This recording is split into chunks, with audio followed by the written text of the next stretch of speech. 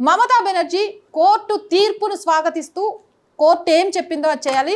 End of the day supreme court ఏం చెప్తే అంతే. సుప్రీంకోర్టుని విమర్శించే హక్కు ఎవ్వరికీ లేదు. కానీ ఒక ముఖ్యమంత్రి స్థాయిలో ఉండి ఆమె మాట్లాడిన మాటలు ఇప్పుడు కనుక రిక్రూట్మెంట్ని ఏమంటారు క్యాన్సిల్ చేస్తే దాంట్లో ఆమ్యామ్యాలు తీసుకున్న వాళ్ళు దొరికిపోతే అది టీఎంసీ ఉనికికే ప్రమాదంగా మారుతుంది. కాబట్టి సానుభూతిగా అలాగే 1 సంవత్సరంలో జరగబోయే ఎన్నికల అస్త్రంగా మార్చుకునే ప్రయత్నం చేస్తూ నోటికొచ్చిన వ్యాఖ్యలు మాట్లాడారు. దీంతో సుప్రీంకోర్టులో ఆమె మీద కేసు నమోదైంది కోర్టు ధిక్కరణ కింద.